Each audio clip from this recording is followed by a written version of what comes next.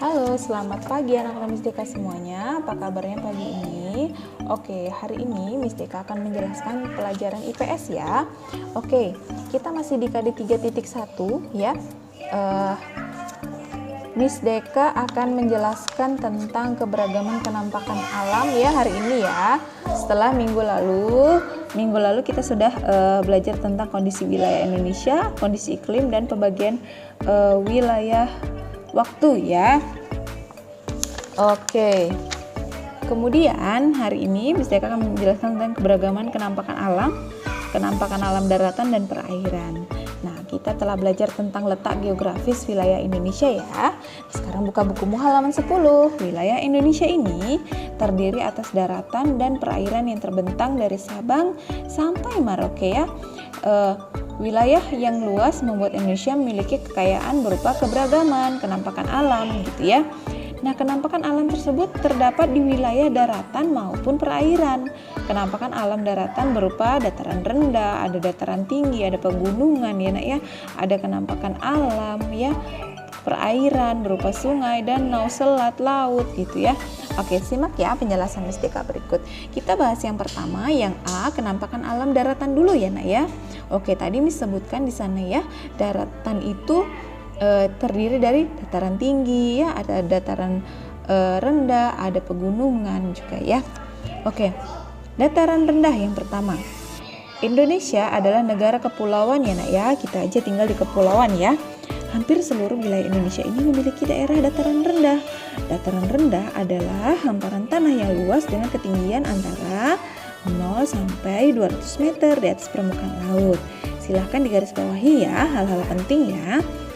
Dataran rendah umumnya terdapat di sekitar pantai, namun ada juga loh yang terletak di pedalaman ya. Nah, oke. Dataran rendah sangat bermanfaat bagi manusia. Dataran rendah memiliki ketinggian yang merata pada wilayah yang luas, sehingga memudahkan kegiatan penduduk. Oleh karena itu ya, dataran rendah ini banyak dimanfaatkan sebagai pusat kegiatan pemerintahan dan ekonomi ya, seperti yang kita tempati sekarang. Kegiatan ekonomi yang dilakukan di dataran rendah antara lain ada apa? Nih, ada pertanian, ada peternakan, ada permukiman, ada pusat industri, dan ada perkebunan. Perkebunan apa Miss? Ada kelapa, ada tebu, ada tembakau ya. Oke, kota-kota besar di Indonesia umumnya terletak di dataran rendah seperti apa? Jakarta, Surabaya, ada Semarang, ada Makassar ya. Itu tadi. Oke, kemudian tadi seperti yang Miss bilang, dataran rendah terletak di wilayah dekat pantai ya, atau ada di pedalaman juga. Oke. Nah, itu tadi tentang dataran rendah ya, jadi cuman sampai tinggi maksimal itu 200 meter ya nak ya. Nah, sampai sini jelas ya? Oke, kalau jelas kita akan ke dataran tinggi ya. Oke, dataran tinggi ini atau plato adalah ya, dataran luas yang terletak pada ketinggian lebih dari 700 meter di atas permukaan laut. Silahkan dicatat ya nak ya. Dataran tinggi tadi adalah yang di atas ketinggiannya di lebih dari 700 meter di atas permukaan laut. Oke. Dataran tinggi memiliki banyak manfaat bagi kehidupan manusia loh. Karena udara yang sejuk membuat dataran tinggi ini dimanfaatkan sebagai tempat peristirahatan dan tempat wisata gitu ya. Oke. Kegiatan perkebunan teh juga biasanya ya kita manfaatkan sebagai kegiatan perkebunan teh, perkebunan sayuran, dan perkebunan juga untuk buah-buahan ya, nanam buah-buahan. Juga baik dilakukan di dataran tinggi. Nah, selain itu kegiatan olahraga seperti para layang juga dilakukan di daerah dataran tinggi. Oke, perhatikan ya nak ya. Dataran tinggi ini tadi bagus dimanfaatkan sebagai perkebunan ya. Itu bisa perkebunan teh ya, tadi ada sayuran, ada juga buah-buahan karena tempatnya sejuk, jadi membuat tanahnya itu subur banget ya, subur gitu ya. Bagus banget untuk menanam tanaman seperti itu ya. Kemudian biasanya kita juga manfaatkan sebagai olahraga ya, atau wisata ya, wisata. para layang juga itu cocok banget di dataran tinggi ya, karena nggak terlalu tinggi banget ya, cuma 700 meter. Oke, sampai sini paham? Oke, kita lanjut ke nomor 3, yaitu pegunungan. Pegunungan adalah kumpulan dari beberapa gunung beserta gunung besar serta kecil ya, yang memanjang dan menyambung. Jadi pegunungan itu kumpulan dari beberapa gunung ya, gunung besar, gunung kecil ya, itu bersambung memanjang gitu ya, itu namanya pegunungan. Kalau gunung sendiri adalah permukaan bumi yang menjulang lebih tinggi dari wilayah sekitarnya dengan ketinggian lebih dari 600 meter di atas permukaan laut. Oke, Indonesia dilalui oleh 2 jalur pegunungan dunia loh, yaitu pegunungan Sirkumpasifik dan pegunungan Sirkummediterania. Akibatnya Indonesia ini memiliki banyak gunung berapi yang masih aktif ya, kecuali di Pulau Kalimantan. Coba sebutin, kalian tahu nggak gunung berapi yang aktif apa aja ya? Ada Gunung Merapi ya di Jawa, ada Gunung Sinabung ya, ada juga misalnya Gunung Krakatau, itu masih aktif banget lah gunung berapinya ya. Ya, itu bisa meledak sewaktu-waktu ya.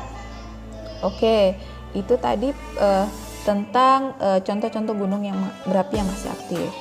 Kemudian gunung-gunung di Indonesia antara lain ada gunung apa? Ada Gunung Kerinci di Pulau Sumatera ya, ada Gunung Bromo di Pulau Jawa ya, ada Gunung Bukit Raya di Pulau Kalimantan, ada juga Gunung Puncak Jaya di Pulau Papua. Selain itu ada gunung-gunung yang membentuk pegunungan seperti pegunungan Bukit Barisan di Pulau Sumatera ya, pegunungan Jayawijaya di Pulau Papua. Pegunungan dimanfaatkan penduduk untuk perkebunan juga bisa, untuk peternakan. Yang paling banyak ini tempat wisata ya, bisa naik gunung gitu ya, bisa untuk wisata-wisata yang melihat pemandangan gitu ya, dan tempat penelitian juga loh. Oke, yang paling terkenal ini biasanya ini namanya Taman Nasional Bromo ya, atau di Tengger Semeru gitu ya. Nah, itu banyak banget ya Gunung Bromo itu dikunjungi oleh wisatawan ya. Oke, Puncak Jaya ya yang di Papua juga adalah puncak tertinggi loh dari pegunungan Jayawijaya, sekaligus titik tertinggi di wilayah Indonesia. Jadi wilayah tertinggi ya di Indonesia itu adalah Puncak Jayawijaya atau Puncak Jaya ya. Kemudian Puncak Jayawijaya ini juga satu-satunya wilayah Indonesia yang ada saljunya ya. Ada ditutupi oleh salju abadi. Nah, namun karena kini hanya tersisa 20% loh wilayah yang masih tertutupin salju, karena apa? Ada pemanasan global. Nah, ya. Jadi nggak sebanyak dulu gitu ya.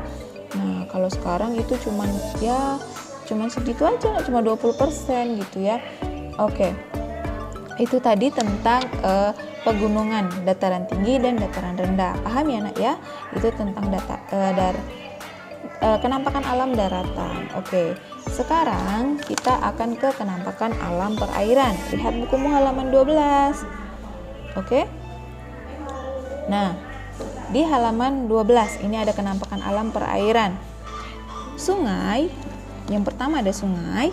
Indonesia ini memiliki banyak sungai ya nak ya, baik yang beraliran pendek maupun panjang. Sungai-sungai di Indonesia ini biasanya kita manfaatkan sebagai apa?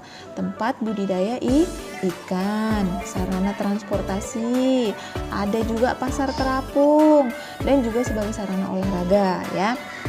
Berikut adalah contoh persebaran sungai di Indonesia ya, di wilayah Indonesia. Ada Pulau Sumatera, itu ada sungai-sungai yang terkenal.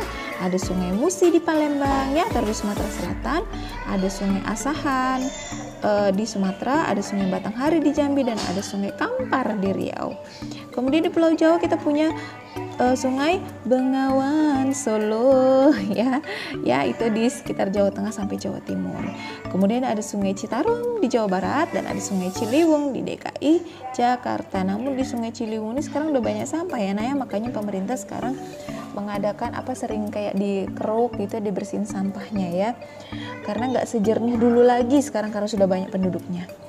Oke, di Pulau Kalimantan itu ada Sungai Kapuas, Sungai Barito, dan Sungai Mahakam. Ini terkenal juga ya. Di Pulau Sulawesi itu ada Sungai Bone dan Sungai Palu. Di Papua kita punya Sungai Membramo dan Sungai Digul. Oke. Nah, Itu tadi penjelasan tentang sungai ya, Nak ya. Sungai, di mana sungai ini memiliki banyak manfaat juga bagi kehidupan manusia ya. Tadi untuk transportasi bisa ya, Nak ya, untuk untuk budidaya ikan bisa juga ya, dengan keramba seperti itu ya. Oke, kemudian ada yang kedua, ada danau ya. Danau adalah cekungan berisi air ya. Oke. Danau alami dapat terbentuk akibat pergeseran dasar bumi atau danau tektonik, atau ada kawah di puncak gunung yang terisi air hujan atau danau vulkanik ya. Oke. Danau dimanfaatkan antara lain sebagai apa? Tempat wisata ya, sebagai sarana olahraga, budidaya air tawar, dan sumber air bersih. Jadi danau di Indonesia ini antara lain ada apa? Ada Danau Toba. Ayo, siapa yang udah pernah ke Danau Toba? Ya, yang kampungnya di Medan pasti udah pernah ke sana ya.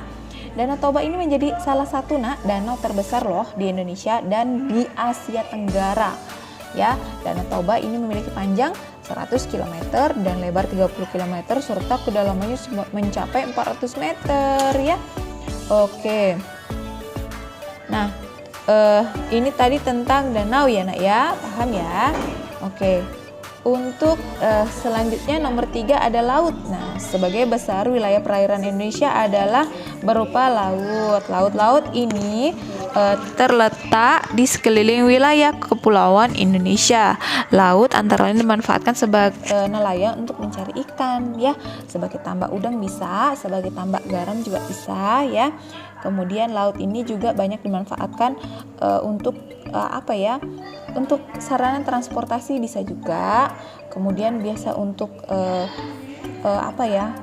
orang-orang untuk snorkeling itu bisa juga loh, Nak. Untuk olahraga ya, laut gitu juga bisa ya.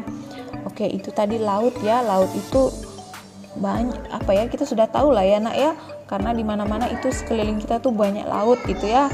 Kita mau ke Batam aja nyebrang laut ya. Oke. Nah, kemudian yang keempat ada selat. Selat adalah laut sempit yang berada di antara dua pulau. Sebagai negara kepulauan, Indonesia memiliki banyak selat. Berikut selat-selat yang terdapat di Indonesia. Ada selat apa? Ada selat Sunda ya. Selat Sunda itu di antara Pulau Jawa dan Pulau Sumatera. Ada selat Karimata antara Pulau Sumatera dan Pulau Kalimantan. Ada selat Makassar antara Pulau Kalimantan dan Pulau Sulawesi. Kemudian ada selat Madura itu antara Jawa dan Madura ya, Nak ya. Salah itu ya, Nak ya. Nah, oke, nanti dicoret aja, kalian ganti itu Jawa dan Madura. Kemudian ada selat Bali atau selat Lombok itu ya, antara Pulau Bali dan Pulau Lombok itu sebenarnya antara Pulau Jawa dan Pulau Bali, namanya selat Bali ya, Nak ya. Nah, kemudian ada yang terakhir selat Malaka antara Pulau Sumatera dan Malaysia. Perhatikan ini. Di sini perhatikan selat-selat yang terdapat di Indonesia. Ini ada peta ya, Nak ya. Di sini sudah ada ininya. Di buku kalian juga ada, itu tinggal dilingkari aja, kalian lihat itu perbatasan antara pulau apa dan pulau apa ya. Sudah jelas sekali di peta. Oke. Nah, itu tadi penjelasan tentang kenampakan alam ya, Nak ya, atau keberagaman kenampakan alam yang ada di daratan dan ada di perairan ya. Nah, untuk tugas kalian ada di halaman 14 ya. Kita telah belajar tentang kondisi wilayah di Indonesia. Sekarang kita lakukan kegiatan seperti apa? Karena kita nggak bisa berkelompok, jadi kalian cari aja 5 gambar ya. Boleh cari di internet ya. Nanti kalian edit boleh ya. Itu menunjukkan apa? Kenampakan alam di Indonesia, daratan atau perairan. Jadi cari 5 gambar ya, boleh 3 daratan, 2 perairan boleh. Kemudian nanti kalian susun aja, nanti kalian kirim sama Miss Deka ya. Kemudian untuk setiap gambar yang kamu dapatkan itu kamu tulis di buku ya, Nak ya. Apa nama kenampakan alam tersebut, terus di daerah mana kenampakan alam tersebut berada, terus bagaimana bentuk pemanfaatan dari kenampakan alam tersebut. Oke, tulis jawabanmu itu di bagian bawah gambar ketika kasih keterangan gitu ya. Oke, nanti kalau sudah kalian foto, kalian kirim ke Miss ya, atau seperti itu ya. Oke. Itu saja tugasnya hari ini ya. Untuk minggu depan bisa menjelaskan bagian 4 keberagaman flora dan fauna. Oke, thank you sudah menyimak dan sudah menonton video dari Mustika. Semoga menambah wawasan dan pengetahuan kalian ya. Terima kasih, selamat pagi, sampai jumpa.